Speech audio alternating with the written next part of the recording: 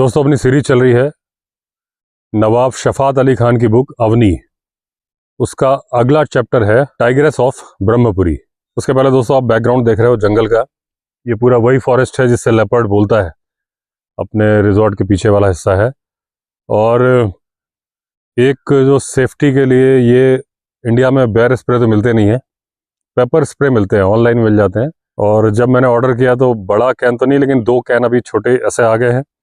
एक मुझे ट्रैक पे जाना है, वाटरफॉल वाला ट्रैक है, भालू मिलता है वहाँ पे, तो ये लेके जाऊंगा। आज जाता हूँ या कल जाता हूँ। 15 फीट दूर तक ये काम करता है। अगर इसको मैं दिखाता हूँ आपको चला के, लेकिन इसको चलाते वक्त ये ध्यान रखना पड़ता है कि हवा का डायरेक्शन हमारी तरफ नहीं होना चाहिए। पता चला आपने चलाया और आप खुद ही 1 घंटे के लिए बेकार हो गए। इसको चलाने के लिए एक हाथ से अपनी नाक बंद करनी पड़ती है।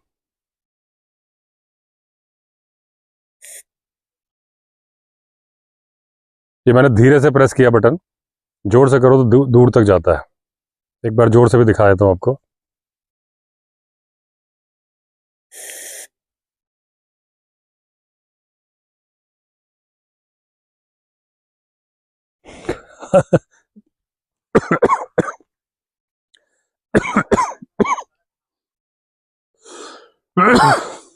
थोड़ा सा हवा इधर घूम गई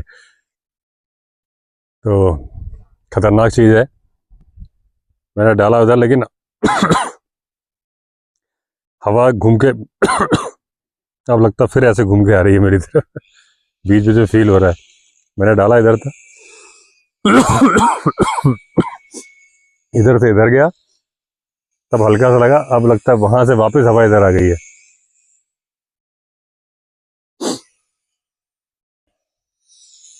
तो ये अच्छा उपाय है, ट्रैकिंग करनी हो आपको। पेपर स्प्रे 2-3 ऐसे छोटे छोटे कैन के पॉकेट में आ जाएंगे। छोटी साइड पॉकेट जो होती हैं, जो ट्रैकिंग वाले पैंट्स होते हैं उसमें कई सारी पॉकेट होती है, उसमें किसी में आ जाएगा, आपको प्रॉब्लम भी नहीं होगी इसको कैरी करने में, और सफिशिएंट है आपके बचाव के लिए। चाहे लेपर्ड आ जाए, चाहे भालू आ जाए, अगर आपने चला दिया फिर वो भाग जाएगा। अब यहाँ पे इस स्टोरी में नवाब शफात अली खान बोलते हैं कि अभी तक तो यवतमाल की बातें चल रही थी, अब मैं रीडर से बोलना चाहता हूँ कि मेरे साथ ब्रह्मपुरी चले, जो कि महाराष्ट्र के चंद्रपुर डिस्ट्रिक्ट में है। चंद्रपुर जो है वो इंडिया की जो 5 सबसे गर्म जिले हैं उनमें से एक है। यहाँ पे ड्राई फॉरेस्ट है और साथ साथ में ऐसी जमीन भी है जहाँ पे पशु चरते हैं। और यहाँ की लाइफ, क्योंकि गर्मी इतनी पड़ती है, लाइफ इतनी टफ है कि हर फैमिली मेंबर का कुछ ना कुछ काम होता है और उन्हें अपना काम जिम्मेदारी के साथ करना पड़ता है, नहीं तो फिर उनका सर्वाइवल नहीं हो पाता। यहाँ पे कृष्णा नदी बहती है, हमेशा यहाँ पे शांति रहती है, जब तक कि कोई घुसपैठिया आके कोई हरकत नहीं करता है। ताडोबा नेशनल पार्क यहाँ से नज़दीक में ही है, और वहाँ पे जो बिग कैट्स हैं यानी टाइगर हैं, उनकी टेरिटरी बढ़ रही है, भीड़ हो रही है, और वो बाहर निकलना चाहते हैं, अपनी टेरिटरी बढ़ाना चाहते हैं। मैं जहाँ पे बैठा हूँ, राजा जी नेशनल पार्क बिल्कुल बगल में ही है। ये सिविल फॉरेस्ट है जहाँ पे बैठा हूँ। ये जो आपको पीछे दिख रहा है, ये सिविल फॉरेस्ट है। बिल्कुल सामने ही राजा जी नेशनल पार्क है। अगर बहुत जोर से पत्थर फेंक दूंगा तो शायद पहुंच जाएगा। और ये सामने टाइगर की टेरिटरी है। इंक्रीज होते आ रहे हैं टाइगर इसमें। अभी कल भी मेरे साथ फॉरेस्ट गार्ड थे। कल वाले नाइट वाले वीडियो मैंने जिक्र किया था इस बात का, कि उन्होंने बताया था कि टाइगर सेंसस दोबारा हुई है, अभी उसके रिजल्ट्स नहीं आए हैं। तो पहले वाली में 37 के आसपास थे राजा जी नेशनल पार्क में। कई सारे कब्स पैदा हुए हैं। उसके अलावा जिम कॉर्बेट नेशनल पार्क से, जैसा कि यहाँ पे ताडोबा नेशनल पार्क की बात हो रही है कि टाइगर टेरिटरी बढ़ती है तो टाइगर दूसरी तरफ निकल जाता है। राजा जी नेशनल पार्क में जिम कॉर्बेट नेशनल पार्क के जो टाइगर की टेरिटरी बढ़ती है, यहाँ क्योंकि टाइगर कम है, वहाँ ज़्यादा है, तो जाहिर सी बात है कि जब उनको टेरिटरी बढ़ानी है तो उनको ये एरिया मिलता है, क्योंकि वहाँ तो ऑलरेडी टाइगर ज़्यादा है। तो इस साइड को रुक करते हैं वो राजा जी नेशनल पार्क। जंगल जुड़े हुए हैं और टाइगर को नहीं मालूम कि कौन सा जिम कॉर्बेट नेशनल पार्क है, कौन सा राजा जी नेशनल पार्क है, कौन सा सिविल फॉरेस्ट है। ये जो सिविल फॉरेस्ट है टाइगर के लिए, ये भी जंगल है, सामने ही टाइगर है। अगर अभी टेरिटरी फाइट होगी, जो कि अभी तो इतना उनको वहाँ पे अच्छा खासा खाना पीना मिल जाता है और वो इस साइड नहीं आते हैं, उसका एक रीजन है। वहाँ पूरा घना जंगल है, यहाँ खेत वगैरह भी है, यहाँ लोग जानवर भी चराते हैं, सुअर से अपनी खेती के बचाव के लिए कनस्तर वगैरह पेड़ों पे बांधे होते हैं, तो दूर शोर शराबा होता है। और जो ये बिजूका होता है, जो स्केयर क्रो होता है, वो जगह जगह लगे हुए हैं। टाइगर इस बात को समझ जाता है, बोलता है जब मेरे पास खाना पीना है तो मैं क्यों इंसान के इलाके में जाऊं। उसे भी पता है कि ये 2 पैर वाला जानवर कुछ ना कुछ तो करेगा मेरे साथ, इसलिए वो नहीं आता है। लेकिन जब उनका जीना मुश्किल हो जाएगा, उनकी टेरिटरी पूरी पैक हो जाएगी, तो टाइगर से लड़ने से अच्छा है कि वो इंसान से लड़े, क्योंकि कमज़ोर शिकार इंसान है। फिर वो टेरिटरी बढ़ाते हैं। तो समय के साथ जैसे टाइगर का कंजर्वेशन बहुत अच्छा हो रहा है, तो आने वाले 10-20 साल बाद ये जंगल भी टाइगर टेरिटरी बन जाएगा।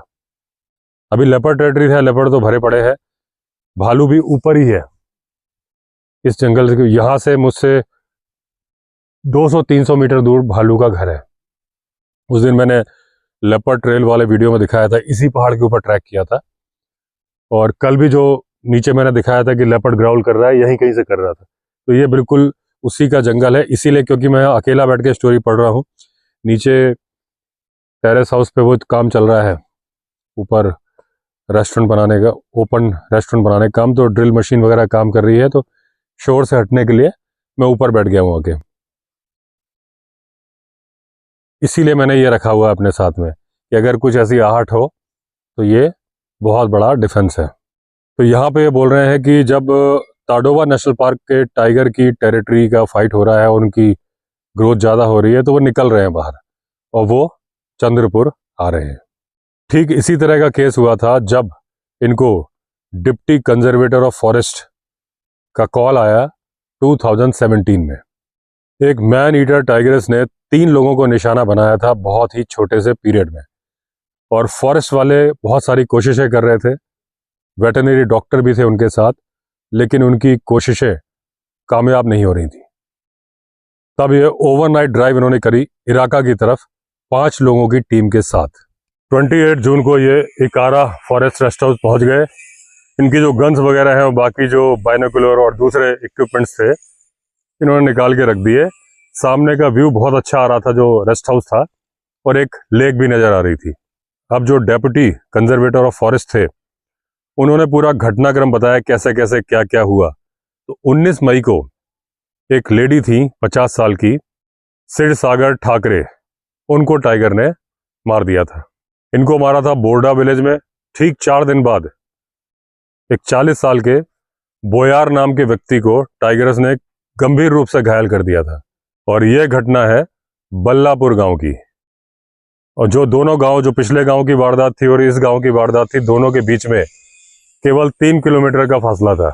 21 जून को मधुकर टेकार नाम के 55 साल के व्यक्ति थे, उनको टाइगर्स ने मार डाला।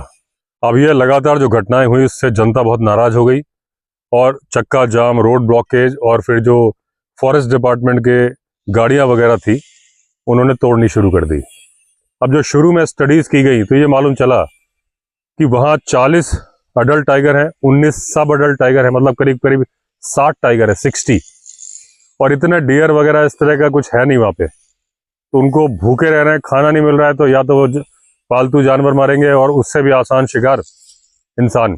अब इन्होंने जो 2 दिन की पेट्रोलिंग करी, पूरा 2 दिन घूमे, तो केवल 7 वाइल्ड बोर मिले और 3 डियर मिले। इतने दिन में तो उनको सैकड़ों डियर और सैकड़ों वाइल्ड बोर दिख जाने चाहिए थे। तो 60 टाइगर के लिए भोजन अपर्याप्त था। यही वजह थी कि वो पालतू जानवर मार रहे थे। उनको मारने के लिए गांव और खेतों के नजदीक आते थे, और वहां पर उनके हाथ लग गया था इंसानी शिकार। अब डेली 60 टाइगर 5-6 डोमेस्टिक कैटल मार रहे थे पूरे इलाके में, और फॉरेस्ट डिपार्टमेंट मुआवजा दे रहा था मालिकों को, या बोले तो गुस्साए हुए मालिकों को। अब एक फैमिली थी 4 अडल्ट टाइगर्स की, और उसमें से जो मैन ईटर थी उसका नाम था C1। और ये बहुत बड़ा चैलेंज था इनके लिए कि उसको कैसे पहचाना जाए कि कौन C1 है। अब ये करीब करीब 15 किलोमीटर का एरिया था जिसमें इनको ढूंढना था कि 4 टाइगर में से इनको पहचानना है कि C1 कौन है। बाकी टाइगर जो अलग अलग रहते थे वो तो ये इजीली पहचान लेते, जो साथ में या अपने आसपास नियर बाई 4 रहते थे, उसमें से कैसे आइडेंटिफाई किया जाए कि C1 यानी मैन ईटर कौन है। अब अच्छी तरह से ये गन वगैरह लेके मैप के लिए जो मैप दिया गया था कि कहाँ कहाँ पर टाइगर की मूवमेंट है, इन्होंने ट्रैक करने की सोची। अब इन्होंने सोचा कि टाइगर तो रात को घूमते हैं, शिकार करते हैं, दिन में आराम करते हैं, तो दिन में वो जगह ढूंढी जाए जहां पर C1 यानी कि मैन ईटर आराम करती है। अब 29 जून को इनको खबर लगी कि 2 बकरियां मार दी हैं टाइगर ने, और बोधादा विलेज है उससे करीब 30 मीटर की दूरी पर उनकी बॉडी पड़ी हुई है। अब ये हरकत C1 यानी मैन ईटर की ही लग रही थी कि इसको खाया गया था थोड़ा, टाइगर वापस नहीं आया था, ये हैबिट C1 की थी। और वो गर्दन तोड़, जैसे कि टाइगर की आदत होती है गर्दन तोड़ता है, ये उसका फेस खा लेती थी, बाकी बॉडी छोड़ देती थी। तो ये पहचान थी C1 की, और इस बकरी को यही किया गया था। अब इन्होंने ये पैटर्न देखा टाइगर के अटैक करने का, अपनी टीम को भी समझाया, और इनको एक असिस्टेंट दिया गया था फॉरेस्ट डिपार्टमेंट की तरफ से, उनको भी अपडेट किया कि भाई ये पैटर्न है C1 और यही है मैन ईटर। अब इनको ये टास्क था कि कैसे इनके सिबलिंग्स जो 3-4 उनकी फैमिली है, जो माँ के साथ बच्चे हैं, उसको कैसे पहचाना जाए। तो इन्होंने वॉच करना चाहा, नोटिस करना चाहा, क्योंकि ये बोल रहे हैं कि मैन ईटर की कुछ ना कुछ हरकतें ऐसी होती हैं जो उसको दूसरे टाइगर से डिफ्रेंशिएट करती हैं, तभी वो इंसान को अपना भोजन समझ लेता है, क्योंकि दूसरे टाइगर इंसान को अपना भोजन नहीं समझते। अब जो मुखिया थे पद्मापुर गांव के, उन्होंने बताया कि जो ये C1 है, ये इनके घरों से, इनके आसपास पशुशाला के 20 मीटर दूर तक आ जाती है। चाहे टॉर्च मारो, चाहे पटाखे फोड़ो, इसको कोई फर्क नहीं पड़ता, क्योंकि ये आदमी से डरती ही नहीं है। अब ये धीरे धीरे ज्यादा बोल्ड होती जा रही थी। ये जो चरवाहे बच्चे होते थे उन पे अटैक करती, जो थोड़ा भी विरोध करते थे कि वो दिख जाए लाठी वाठी या इस तरह से जो आवाज करना, उन पे चार्ज कर देती थी। अब 1 जुलाई को इनको C1 नजर आ गई, एक फॉरेस्ट के पैच से निकलकर रोड पे आ रही थी, और वो रोड जो कि जा रही थी एक लेक की तरफ।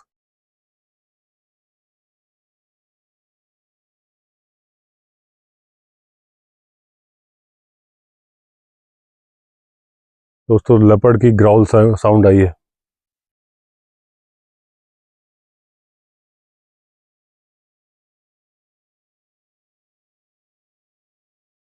ये नॉइस कैंसिलेशन वाला माइक है, शायद आपको नहीं आ रही होगी, साउंड आई है ऊपर से।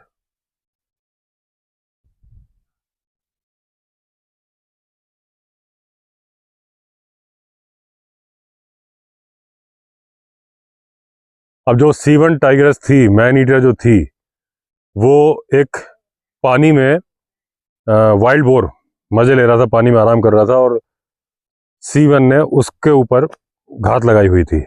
लेकिन जब वो 30 मीटर के दायरे में पहुंची घात लगा के, और उसने देखा यार यार ये तो बहुत बड़ा वाइल्ड बोर है, क्योंकि वाइल्ड बोर से टाइगर भी डरता है, शिकार कर लेता है लेकिन बहुत सावधानी के साथ। शिकार तो वो हाथी का भी कर लेता है अपनी पे आए, लेकिन बाइसन का भी, इंडियन बाइसन का भी शिकार कर लेता है, गौर जो कि बहुत बड़ा होता है। लेकिन अगर उसको कोई चारा ना हो तब वो करता है, अगर उसके पास कोई दूसरा ऑप्शन है फिर वो हाथ नहीं डालता। हाथी होगा तो टाइगर भागेगा ही, लेकिन बहुत ही भूखा है, कुछ नहीं मिल रहा, तो फिर वो मरता क्या ना करता, हाथी पे भी अटैक करेगा। वाइल्ड बोर इतना बड़ा तो नहीं है, लेकिन फिर भी उसके जो टस्क होते हैं उससे पेट वेट फाड़ देता है, वो बहुत नुकसान कर देता है टाइगर को। तो इसने देखा कि बहुत बड़ा है, छोड़ो यार इसको, क्योंकि उसको पता था मन में कि उसके पास इंसान वाला शिकार है जो उसका कुछ नहीं कर पाता। अब उसने पद्मापुर गांव की तरफ बढ़ना शुरू कर दिया, क्योंकि भूख तो लगी थी। अब वाइल्ड बोर में खतरा था, तो उसे लगा भाई इंसान को मारना आसान है, और वो उसी एरिया की तरफ बढ़ने लगी जहां पर उसने मधुकर टेकार को मारा था। और जैसे इन्होंने बात नोटिस करी, बहुत तेजी के साथ ही उस तरफ बढ़े कि इनको लगा कि इनके पहुंचने के पहले किसी को शिकार न बना ले। और कुछ बच्चों को गांव वालों ने ही ट्रेन किया हुआ था टॉर्च और लाठी वाठी लेके। अब वो बच्चे जब टॉर्च मारते थे तो टाइग्रेस की आंखें चमक जाती थी, उनको मालूम चल जाता था कि टाइग्रेस आ रही है। टाइग्रेस को भी मालूम चल जाता था कि उसके ऊपर टॉर्च मारी जा रही थी, लेकिन उसको कोई फर्क नहीं पड़ता था। अब जब इन्होंने 12 वोल्ट की हैवी स्पॉटलाइट मारी तो वो रुक गई, और वहीं पास में बेशरम की झाड़ियां थी, जिनको कि सक्यूलेंट वाटर वीड्स बोला जाता है। ऐसे कॉमन लैंग्वेज में बेशरम बोलते हैं। बेशरम क्यों बोलते हैं? कि उसको जहां भी उसके तोड़ो और जहां फेंक दो, गाड़ने की भी जरूरत नहीं है, वहीं पे नया पेड़ उग जाता है उसका। एक यहाँ पे भी है, इस हमारे रिजॉर्ट से चलते तो नदी के अंदर, आसपास तो नहीं है बेशरम यहाँ पे, ये लंटाना है दोस्तों। ये जो ये दिख रहा है ना, येलोइश सा दिख रहा है, ये लंटाना है। तो ये पूरा यहाँ पे लंटाना ग्रो किया हुआ है। और वहां पे बेशरम की एक झाड़ी है। तो बेशरम इसलिए बोलते हैं कि इसको शर्म नहीं है, बेशरम है, जहां फेंक दो बेशर्मी के साथ उग जाता है, इसलिए लोकल लैंग्वेज में बेशरम बोलते हैं। मुझे याद है मध्य प्रदेश में बहुत होता था। और जब हम लोग बाउंड्री वॉल बनाते थे, तार की फेंसिंग में बकरी वगैरह हमारे किचन गार्डन में ना आए, जब भी कहीं ट्रांसफ़र होता था तो तार की फेंसिंग अगर होती थी तो उसमें बेशरम लगाया जाता था, पास पास पास उसमें तारों में आपस में फंसा फंसा के। लेकिन जहां उसकी जमीन को टच करना होता था वहां पे एक पत्थर लगाया जाता था। अगर वो जमीन पे टच कर जाता तो वो उग जाता। और फिर वो उगना मतलब वो अपने आप में एक बहुत बड़ी प्रॉब्लम है। और उसके अंदर एक ग्रीन कलर का सांप भी आके रहता है, उसके अंदर ही घुस जाता है बेशरम की जो टहनियाँ होती हैं। तो इसलिए जो फेंसिंग बनाई जाती थी उसमें हर बेशरम के डंडे के नीचे एक पत्थर रखना होता था कि कहीं ये जड़ ना पकड़ ले। अब क्योंकि ये जगह पद्मापुर गांव के पास थी तो इन्होंने गांव में रुकना बेहतर समझा और गांव वालों को बताया कि ये सुबह की अपनी जो नित्य क्रिया होती है, नेचर्स कॉल होती है, उसके लिए झील के पास ना जाएं क्योंकि वहां पे टाइग्रेस है। अब जब ये नेक्स्ट डे मॉर्निंग देखने गए तो आने के निशान तो थे टाइग्रेस के, झाड़ियों के अंदर, जाने के नहीं थे। ये समझ गए कि अंदर ही बैठी है, इनको देख रही है और इनका पहला एनकाउंटर होने जा रहा है मैन ईटर के साथ। अब इन्होंने अपने बेटे असगर को बोला कि वो नायलॉन वाला नेट ले आओ, कैंपर गाड़ी जो अपनी खड़ी है। वो नेट इन्होंने स्पेशली डिजाइन किया था टाइगर, स्लॉथ बियर और लेपर्ड्स को पकड़ने के लिए। अब ये काफी बड़ा सा नेट था, 2 पोल के बीच में बांध देने से उस एरिया में टाइगर या लेपर्ड नहीं जा पाता था। और क्योंकि इनको डार्ट मारना था तो ये नहीं चाहते थे कि डार्ट का वो इंजेक्शन खाने के बाद वो लेक में चली जाए, क्योंकि फिर वो डूब के मर जाएगी। जिंदा टाइगर तो बहुत अच्छा तैराक होता है, जिंदा और होश में, बेहोश होने के बाद में वो डूब जाएगा। और ये लिख रहे हैं कि इनको ये बताते हुए बहुत खुशी हो रही है कि आज ये टेक्निक बहुत सारे फॉरेस्ट ऑफिसर्स यूज करते हैं। अब ये ट्रैक्टर के ऊपर बैठ के उन झाड़ियों में, बेशरम की झाड़ियों में, जिनमें चलना बिल्कुल इम्पॉसिबल था, लेकिन ट्रैक्टर तो कहीं भी घुस जाता है। और जो वेटरनरी डॉक्टर थे उन्होंने 2 डार्ट्स लोड कर दी थी गन में। अब 2 दवाओं का मिक्सचर, कैटामाइन और ज़ाइलेज़ाइन, मिला के टाइगर के वजन के हिसाब से डोज तैयार कर दिया गया था। टाइगर का या टाइग्रेस का वजन अप्रॉक्सीमेटली 120 किलो के आसपास आंका गया था। अब 2 वेटनरी डॉक्टर थे, दोनों ने ऐसी पोजीशन ले ली कि जहां से उम्मीद थी कि जब टाइग्रेस भागेगी उसी डायरेक्शन से भागेगी, तो उन्होंने अपने आप को सेफ रखते हुए पोजीशन ले ली थी। अब ये करीब 30 मीटर ही चले थे ट्रैक्टर पर बैठ के, इनको 15 मीटर की दूरी पर सीवन दिख गई। उसका पेट, उसकी स्ट्राइप्स इनको साफ साफ नजर आ गई। अब वो चुपचाप बैठ के इन लोगों को देख रही थी। तो इन्होंने ड्राइवर से बोला कि ट्रैक्टर का इंजन बंद कर दो। उसने फौरन बंद कर दिया। और जैसे उसने देखा कि टाइगर इस बास में बैठी है, वो फट से कूदने लगा। असगर ने फट से खींच के उसको वापस बिठा दिया कि नीचे कूद के तो तुम फौरन मारे जाओगे। अब जितनी देर में अपने आप को स्टेबल कर रहा था ड्राइवर, उतनी देर में डार्ट फायर कर दी गई। अब C1 को जैसे ही डार्ट लगा, बहुत जोर से दहाड़ी, इनका खून ठंडा हो गया, समझ लीजिए चक्कर आते आते बचा सबको, इतनी जोर से दहाड़ी।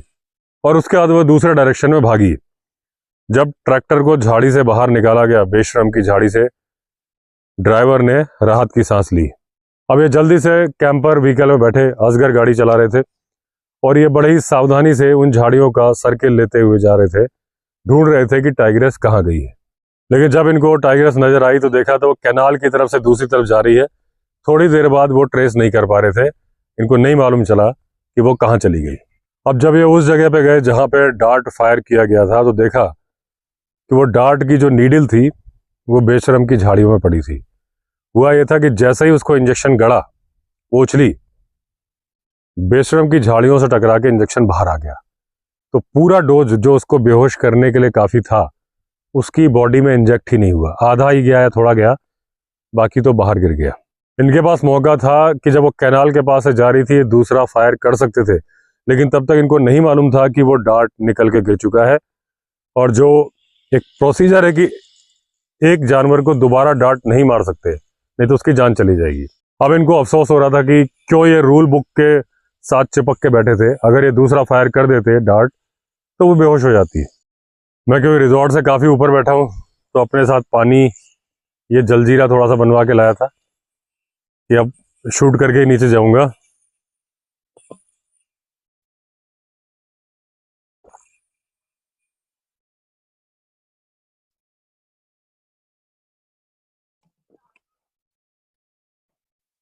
अब उसको दोबारा डांट नहीं मारने का जो इनका डिसीजन था कि उसकी जान ना चली जाए, इनको 4 दिन तक अफसोस देता रहा जब ये पेट्रोल कर रहे थे और टाइग्रेस नहीं मिल रही थी। अब ये शारीरिक रूप से भी थक चुके थे और जब ये रात को सोते थे तब भी इनको बार बार याद आता था यार कि वो मौका मैंने गवा दिया।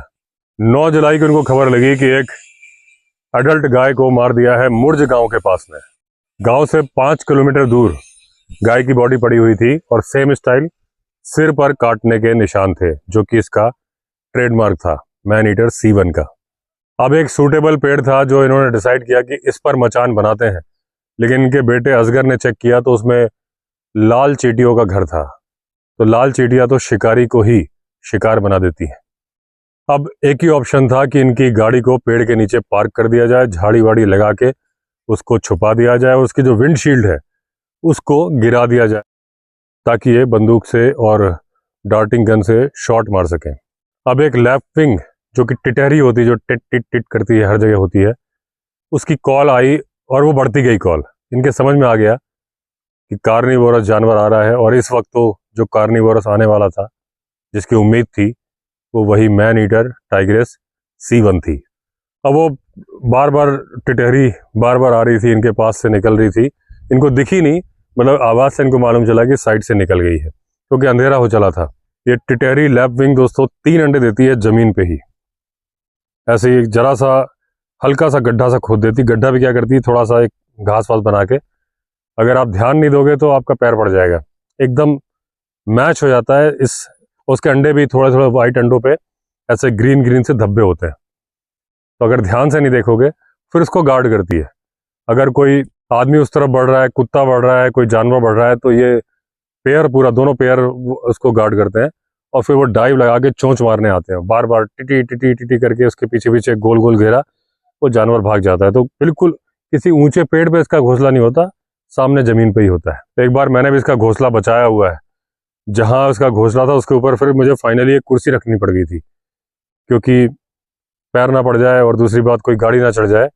परमानेंट मैंने उसमें कुर्सी रख दी थी जब तक उसका अंडे से बच्चे नहीं निकल गए थे। कुर्सी मतलब उसके चारों तरफ कुर्सी थी, पाए बीच में वो सेफ था। अब काले बादल आ गए और बारिश होने लगी, पूरी फ्लोर नीचे का गीला हो गया, धीरे धीरे पानी बढ़ने लगा क्योंकि पास में लेक थी।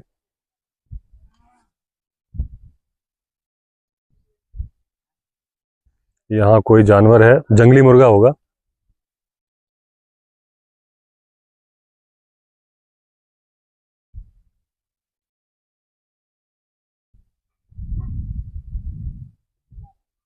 जंगली मुर्गे बहुत होते हैं इसमें, झाड़ियों में चलते हैं तो आवाज होती है। लेपर्ड नहीं है, लेपर्ड चलता है तो आवाज नहीं होती है। तो जो पानी भर गया तो वो गाड़ी की जो चेसी होती है उस तक पानी आ गया। अब क्योंकि पानी इतना बढ़ गया था कि हाँ,